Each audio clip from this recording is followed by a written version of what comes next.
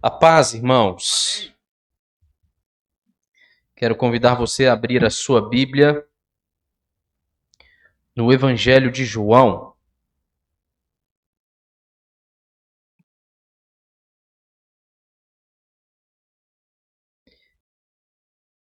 Evangelho de João, capítulo de número 13.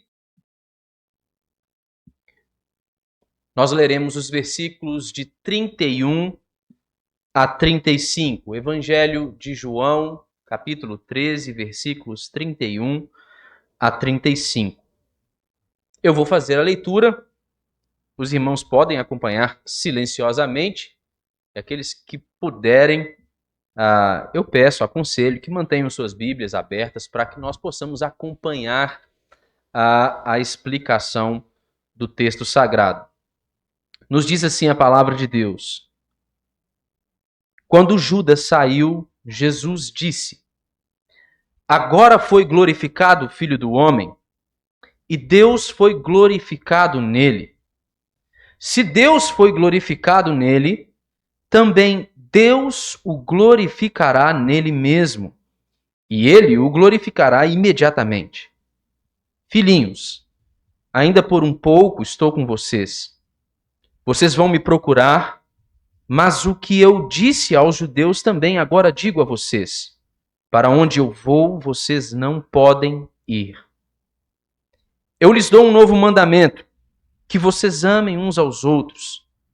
Assim como eu os amei, que também vocês amem uns aos outros.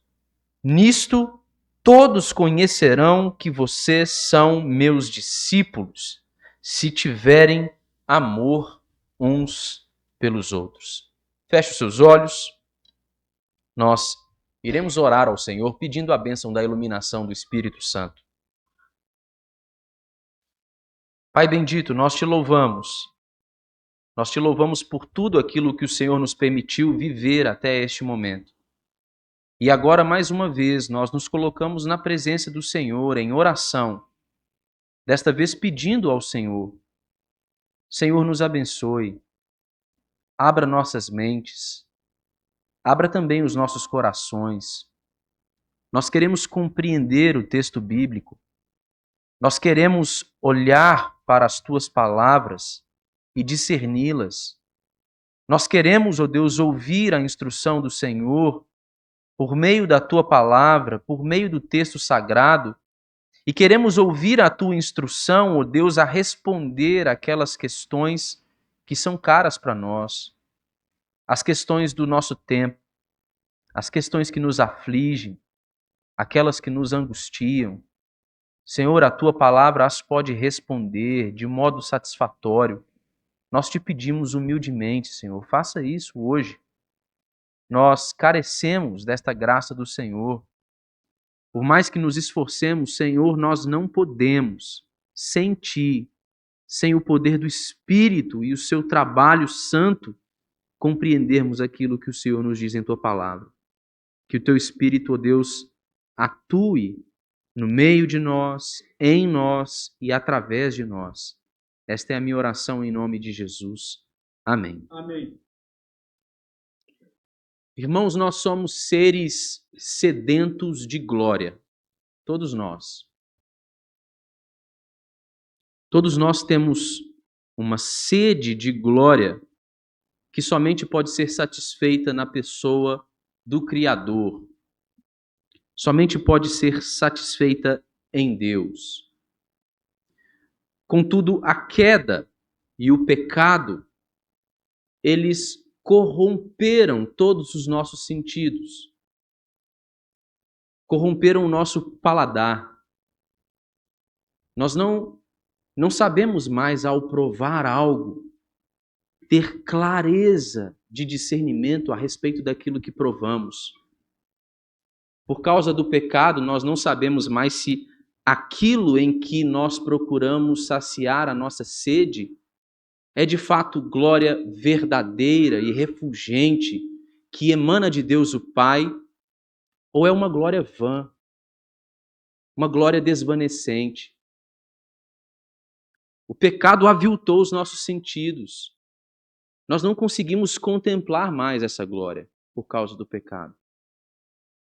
Nós não conseguimos olhar para a glória de Deus em Cristo Jesus e no Evangelho com olhos naturais, com um olhar carnal e contemplarmos aquela beleza, tendo clareza de sentido de que estamos a contemplar a glória de Deus, aquela única glória que pode satisfazer o nosso anseio, a nossa sede de satisfação no Senhor.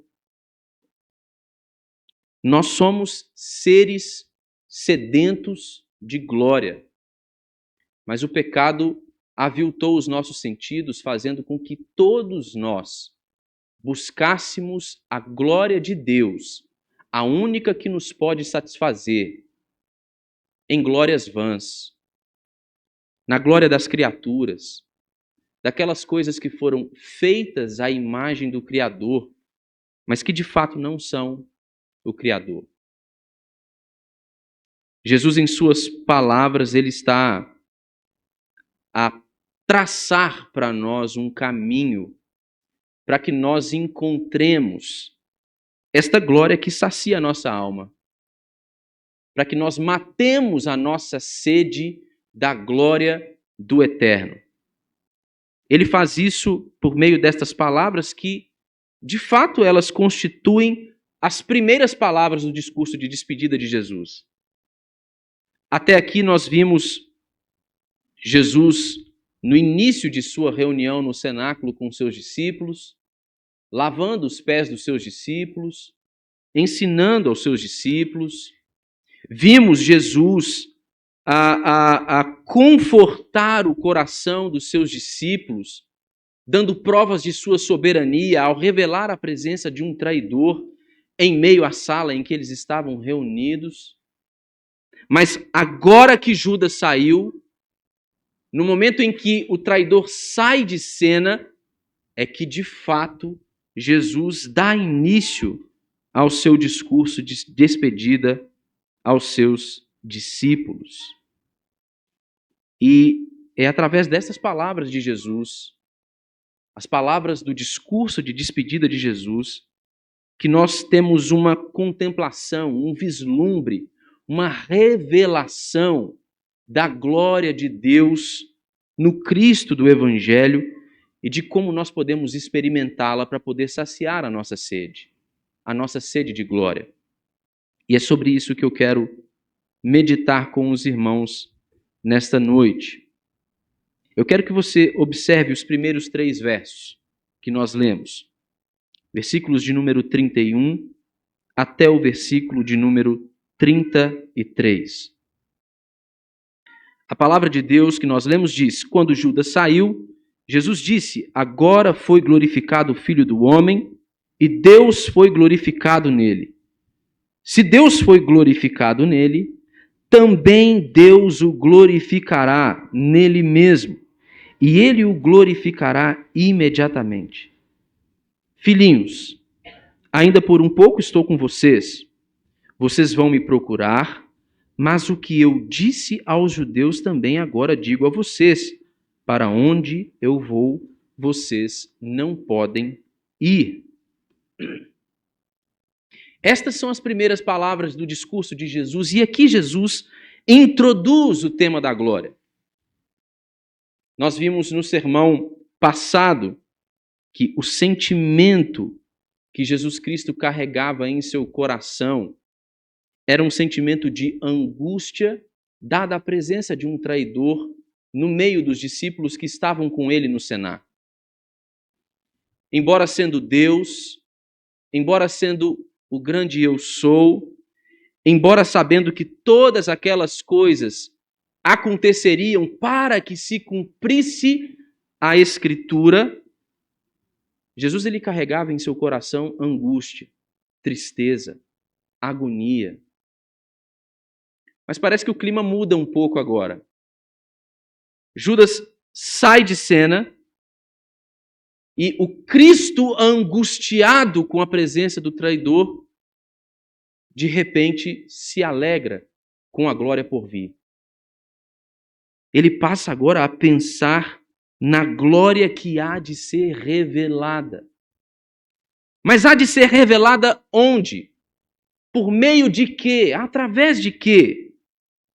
Porque Jesus diz que agora o Filho do Homem foi glorificado e Deus foi glorificado nele. Agora aqui, irmãos, significa imediatamente. Jesus está destacando o presente. Judas, sendo o traidor, havia saído da presença de Jesus e seus discípulos para poder entregar Jesus para os líderes religiosos que o queriam prender. O próprio Jesus, nós vimos no verso de número 27, ao apontar Judas como o traidor, já havia dito para Judas: Judas, o que você tem para fazer? Vá e faça depressa, faça logo. Agora foi glorificado o Filho do Homem, significa que a morte de Jesus é um fato iminente. Os atos decorrentes da traição de Judas, eles estão para acontecer a qualquer momento. Jesus será preso, Jesus será condenado, Jesus será morto, mas Jesus há de ressurgir dos mortos e de subir aos céus para junto de Deus Pai. Por isso que Jesus diz: agora foi glorificado o Filho do Homem. Aqui nós já temos o caminho da glória de Deus sendo revelado. Jesus nos mostra que o caminho da glória de Deus é o caminho da cruz. No caminho da cruz, nós saciamos a nossa sede da glória do Eterno. Isso fica mais claro no versículo 3. Porque Jesus, ele diz aos seus discípulos que o lugar para onde ele está indo, eles não poderiam ir. E o que é exatamente que Jesus está dizendo aqui ao falar isso aos seus discípulos? É interessante observar como a linguagem de Jesus ela é um tanto calorosa, é uma linguagem paternal. Jesus chama os seus discípulos de filhinhos. Jesus trata os seus discípulos com amor terno. Isso mostra a mudança de clima, uma vez que o traidor saiu de cena. Mas ele está dizendo para os seus discípulos que o lugar para onde ele está indo, eles não podem ir. Jesus havia dito isso e o texto menciona aos judeus, mas em um contexto muito diferente deste. Os judeus haviam procurado Jesus, mas procurado Jesus em capítulos anteriores a estes que nós lemos, para poderem prender a Jesus, para poderem atentar contra a vida de Jesus. Já havia uma trama em curso. Contudo, nesse contexto em que Jesus havia sido procurado pelos líderes religiosos do antigo Israel, ele fez questão de dizer que ninguém tinha o poder de tirar a sua própria vida, contudo, ele mesmo entregava a sua vida voluntariamente. Naquele contexto, ele diz a estes judeus: vocês estão me procurando agora, mas o lugar para onde eu estou indo, vocês não podem ir. Naquele contexto, o que Jesus queria dizer? Jesus queria dizer que, ao o procurarem para o matar, para o prender, para lhe fazerem mal, eles estavam a expressar a sua incredulidade. E por não crerem em Cristo como o Messias, o ungido de Deus, o Filho de Deus, o enviado de Deus Pai, eles não poderiam jamais estar juntamente com o Pai e seu Cristo em comunhão na eternidade. Se eram incrédulos, jamais poderiam habitar onde Cristo habita junto ao Pai Celestial. Mas o contexto dos discípulos é um pouco diferente. Porque esses discípulos haveriam de procurar a Jesus como órfãos. como indivíduos que tinham caminhado com Jesus, ouvido Jesus, aprendido de Jesus, amado a Jesus, e agora tinham sido deixados por Ele. Eles não poderiam estar com Jesus. O lugar para onde Jesus estava indo, eles não poderiam ir, mas era uma questão momentânea. Era por um curto espaço de tempo. Eles não seriam deixados órfãos. Isso vai ficar mais claro para nós ao longo do discurso de Jesus, um pouco mais à frente. Mas não somente isso. O lugar para onde Jesus estava indo, eles não poderiam ir porque Jesus estava prestes a dar a sua vida como um sacrifício expiatório e definitivo pelo pecado do seu povo. Nenhum daqueles homens poderia fazer isso, irmãos. Nenhum deles, ao ofertarem suas próprias vidas, seriam capazes de saciar a sede de justiça que Deus tinha e que somente a oferta de um cordeiro imaculado poderia satisfazer. É por isso que Jesus está dizendo que agora o Filho do Homem foi glorificado, porque a trama do traidor acendeu-se. A trama para tirar a vida de Jesus teve início. Ele estava prestes a ser crucificado. E a cruz, a sua cruz, ela é um emblema da glória de Deus. Ela é um símbolo capaz de revelar a glória de Deus aos homens. Quando ele diz no verso 2 que se Deus foi glorificado nele, também Deus o glorificará nele mesmo, e ele o glorificará imediatamente. Jesus está a ecoar aquelas mesmas ideias que foram também expostas pelo apóstolo Paulo no capítulo de número 2 de sua carta aos Filipenses. A morte de Jesus, o aparente fracasso do plano redentor, a humilhação do servo sofredor, ela reservaria para ele uma glória indizível. Ele haveria de ser exaltado. O apóstolo Paulo diz que fora dado a ele um nome que está acima de todo nome e que ao nome de Jesus todo joelho terá de se dobrar. Irmãos, a cruz de Cristo nos revela o caminho da glória do Deus eterno. Há um contraste aqui com a religião triunfalista de nosso tempo. Para nós, pensar em glória é pensar em sucesso, é pensar em bem-estar, é pensar em autopromoção, é pensar naquelas coisas vãs sobre as quais nós nos lançamos em busca de satisfazermos as nossas almas, mas que de fato não são capazes de satisfazer a nossa sede de glória. Para os homens do tempo de Jesus, mas também para os homens do nosso tempo, olhar para a cruz não oferece uma visão da glória de Deus. Para muitos, a cruz é um emblema de vergonha, de humilhação, é símbolo de fracasso. Mas não é isso, irmãos. O apóstolo Paulo já nos dizia, ele não se gloriava em outra coisa que não na cruz de Cristo. Porque a cruz de Cristo enaltece os atributos de Deus, a sabedoria de Deus, o seu plano redentor, o amor eterno e insondável de Deus o Pai pelos homens. Amor este que fez com que ele enviasse o seu próprio Filho para entregar a sua vida por todo aquele que nele cresce. Irmãos, a cruz de Cristo não é um símbolo de vergonha, não é um indicativo de fracasso, é o atestado do sucesso de Deus no cumprimento de seu plano redentor.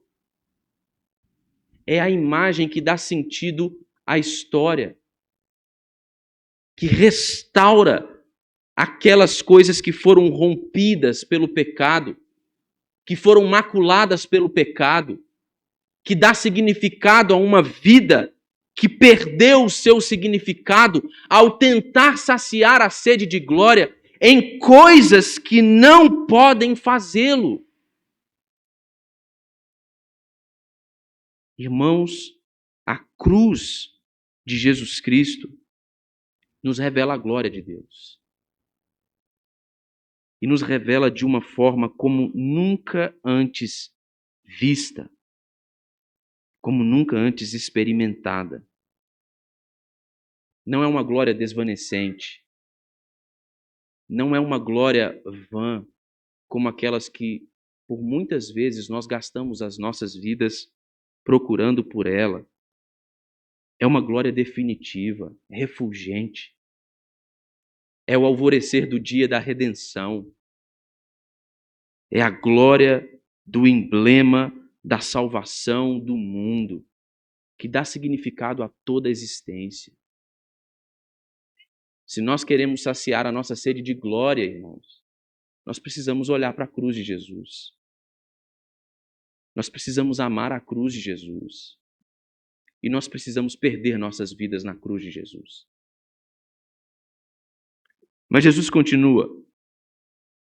E ele diz no verso 34, eu lhes dou um novo mandamento, que vocês amem uns aos outros, assim como eu os amei, que também vocês amem uns aos outros. Aqui Jesus continua a nos revelar o caminho para a glória eterna que sacia a nossa sede de glória. Ele diz que há uma glória no amor que torna-se possível de experimentação, uma vez que Cristo oferta a sua vida voluntariamente para a redenção do seu povo, para a redenção da história. Ele diz que este é um novo mandamento. E em que sentido Jesus está a dizer que este é um novo mandamento? No sentido de que é um mandamento que antes não existia, ou no sentido de um mandamento que agora ganha aplicações e contornos mais abrangentes, que tem o seu sentido elevado. Quando Jesus diz que ele dá aos seus discípulos um novo mandamento, para que eles amem uns aos outros, Jesus está a oferecer a eles uma compreensão mais elevada e abrangente da natureza do amor que eles devem apresentar uns pelos outros. Algumas pessoas têm uma compreensão equivocada a respeito da Escritura, ao lerem especialmente os textos do Antigo Testamento e o compararem com os textos do Novo Testamento, tem uma compreensão equivocada que faz com que eles considerem que, de alguma forma, aquilo que a Escritura ela revela, ela narra, é um Deus que mudou a sua maneira de agir ao longo da história da redenção. É como se o Deus do Antigo Testamento, em algum momento, tivesse se cansado de tentar agir através dos meios comuns aos quais ele agia anteriormente, e no Novo Testamento ele muda a rota. Ele decide ir por um outro caminho. Não é isso. Não é como se o Antigo Testamento, ou na Antiga Aliança, o amor como mandamento nunca estivesse presente. Quando nós vamos a Levítico, no capítulo de número 19, nós vemos esta lei expressa de maneira clara. Deus já havia orientado ao seu povo acerca da necessidade de que eles amassem o seu próximo. Mas quando Jesus diz que ele oferece um novo mandamento, ele está a trazer uma aplicação ampla, uma compreensão elevada acerca da natureza do amor que ele quer que os seus discípulos demonstrem uns pelos outros. Na antiga aliança, este amor ao próximo, ele era balizado pela lei mosaica, e este próximo normalmente era identificado como aquele vizinho judeu, como o membro da comunidade da antiga aliança. Só que Jesus está ampliando o escopo do amor. Nós não devemos simplesmente amar aqueles que fazem parte da comunidade da aliança. O pastor Paulo nos lembrou aqui daquilo que a Escritura nos ensina. Devemos até mesmo amar nossos inimigos. Devemos amar aqueles que nos odeiam. Devemos amar aqueles que nos desprezam, que têm o poder nas mãos de nos fazer o mal. Jesus está mostrando que é este tipo de amor, o amor capaz de nos oferecer uma visão da glória de Deus. A glória verdadeira capaz de saciar a nossa sede de eternidade. Mas há um sentido em que este amor ele é restrito também. Porque Jesus diz que os seus discípulos devem amar uns aos outros com o amor com o qual Jesus os amou. O que nós temos diante de nós aqui é o amor eletivo de Deus. É aquele amor especial destinado ao seu povo. É aquele amor salvador, o amor redentor, aquele amor perdoador, o amor que acolhe, o amor que cura das transgressões. É com este amor que estava para ser provado na experiência de Jesus, ao entregar a sua própria vida como um sacrifício, este amor que os discípulos deveriam demonstrar uns pelos outros. Não qualquer amor, não um sentimento qualquer, não um amor idealizado de novela, não um tipo de amor que se oferece ao outro quando se tem vontade. Um amor que reflete obediência. Um amor que reflete sujeição humilde. Um amor que reflete confiança em Cristo Jesus. Jesus está nos mostrando que se desejamos saciar a nossa sede de glória, nós precisamos encontrar, ver a glória de Deus, contemplar a glória de Deus no amor de Cristo por seus discípulos, amor este que nós devemos demonstrar uns pelos outros.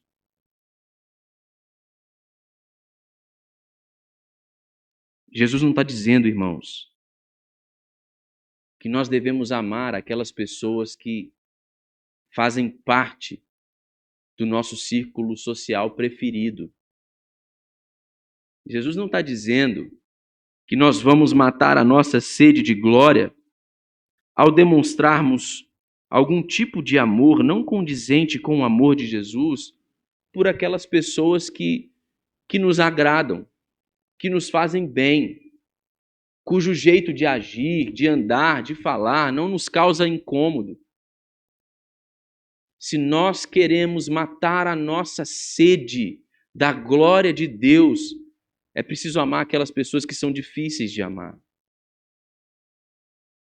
É preciso amar aquelas pessoas que nos ofenderam. É preciso amar aquele seu irmão que se recusou a cumprimentar você na igreja. É preciso perdoar aquele irmão que falou mentiras a seu respeito. É preciso amar aqueles que não te querem bem.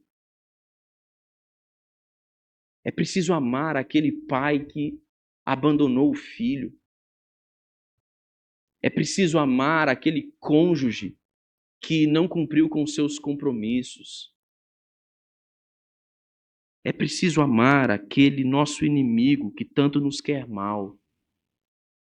E então a nossa sede de glória ela será satisfeita, irmãos. Mas isso só é possível com este mesmo amor, cuja natureza é a natureza sacrificial. Nós precisamos da graça de Deus para que amemos uns aos outros com o amor de Jesus. Em último lugar, Jesus nos mostra que há um caminho para a glória de Deus que sacia a nossa sede de glória no discipulado cristão. Veja o verso de número 35. Diz assim o texto da Escritura: Nisto todos conhecerão que vocês são meus discípulos, se tiverem amor uns aos outros. Jesus continua a falar sobre o amor. Jesus está mais uma vez a tocar no assunto do amor, a atestar a sua importância. Mas veja só, ele diz: nisto todos conhecerão que vocês são os meus discípulos. Qual é a maior glória de um discípulo? É ser identificado com o seu mestre. É se parecer com o seu professor. É ser confundido com ele. Bonhoeffer já dizia que o discípulo vê apenas aquele a quem ele segue. Esta é a maior glória de um discípulo. É ser reconhecido como tal. É olharem para ele, para a sua vida, para o seu testemunho, para o seu exemplo, para a sua conduta e enxergarem as marcas do ensino de seu mestre. O mundo saberá que somos discípulos de Jesus se amarmos uns aos outros. Há um caminho para a glória de Deus no discipulado cristão, irmãos. Há um caminho para a glória de Deus na obediência ao chamado de Jesus. Nós não estamos a cultivar, irmãos, nossa própria imagem. Ou pelo menos não deveríamos estar a fazer isso. Nós não estamos a construir um ídolo que corresponde à nossa própria imagem. As ações que nós praticamos, elas não devem ser ações enviesadas que procuram satisfazer a nossa própria necessidade de autoaprovação. Isso é autoindulgência. Não é assim que nós vivemos. Se somos discípulos de Jesus, é a Ele que nós desejamos exibir. É Ele que nós desejamos que o mundo conheça. É Ele que nós queremos que as pessoas vejam. Não a nós, irmãos. Se nós somos verdadeiramente discípulos de Jesus, se nós entendemos que o caminho para saciarmos a nossa sede da glória de Deus está na cruz de Cristo e no amor por Ele demonstrado pelo seu povo, que também deve ser cultivado em nosso meio, nós devemos entender que o amor que nós nutrimos uns aos outros é o que prova a nossa verdadeira identidade como discípulos de Jesus.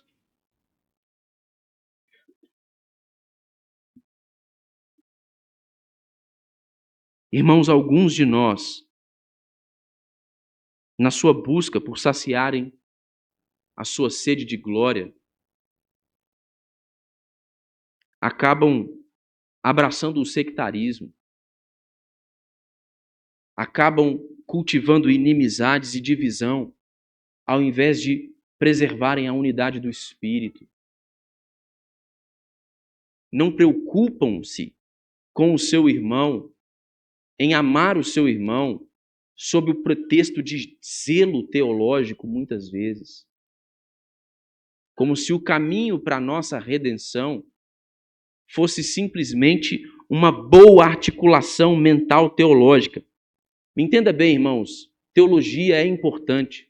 Boa teologia é importante. se desejamos conhecer ao Senhor como Ele mesmo se revela, nós precisamos de boas bases teológicas. Mas veja, meu irmão, todo aquele que confessa o Cristo genuíno do Evangelho, ele deve ser alvo e objeto do seu amor, mesmo que ele carregue consigo compreensões equivocadas a respeito daquilo que a Escritura ensina. Mas nós nos separamos. Nós rompemos uns com os outros. Assim como fez o povo de Israel, que nem mesmo foi capaz de cumprir a lei de Deus, amando o seu vizinho judeu. Houve até mesmo um historiador romano que chamou aos judeus de um povo odiador, sectário. Havia uma série de inimizades no meio do povo da antiga aliança.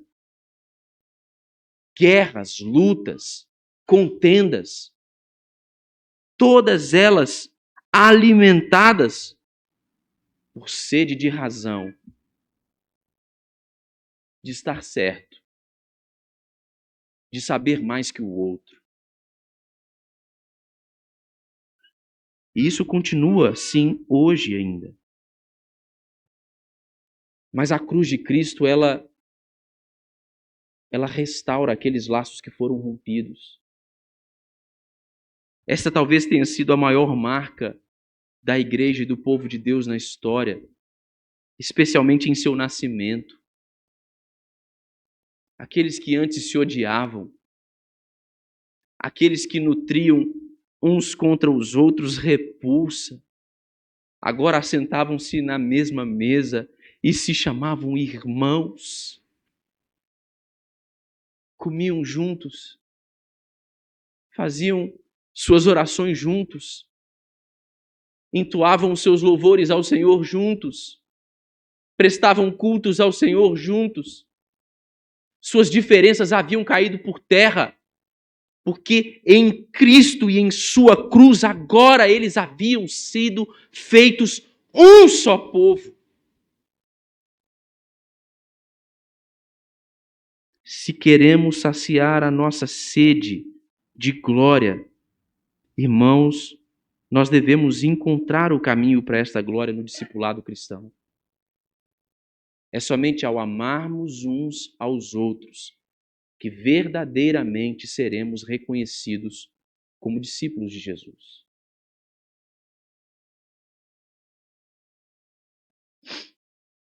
Irmãos, no fundo, esta nossa sede de satisfação, esta nossa sede de glória, é sede do próprio Deus. Somente Ele pode nos saciar. É somente Ele que nos pode satisfazer. É somente Ele e sua graça que podem proporcionar para nós a experiência de como seus discípulos agora tomarmos a nossa cruz, perdermos nossas próprias vidas na cruz de Cristo, nos sacrificarmos para amarmos os nossos irmãos e nos importarmos mais com aquela imagem de Cristo que está a ser gerada e expressa através de nós do que com a nossa própria. Irmãos, a única glória que pode satisfazer, saciar a nossa sede é a glória que nós perdemos no jardim, irmãos. É a glória que nós perdemos no Éden. Quando viramos as nossas costas para o Criador.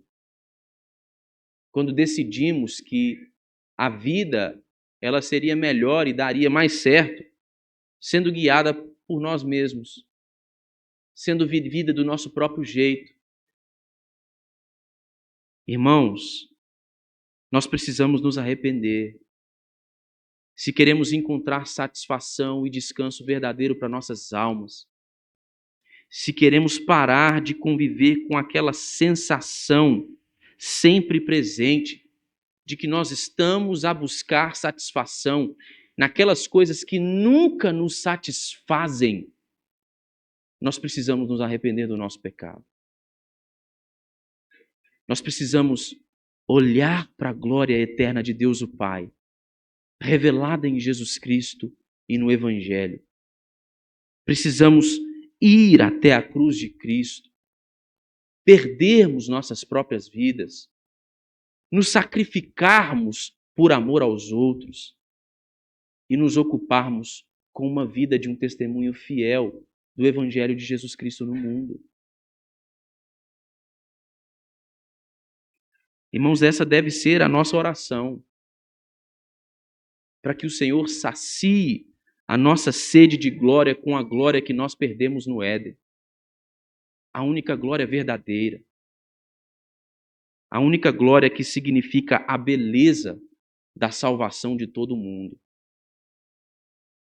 Irmão, se você convive com esta sensação de que tudo aquilo em que você busca a sua satisfação nunca é capaz de satisfazê-lo, saiba que é porque você foi criado como um ser sedento de glória.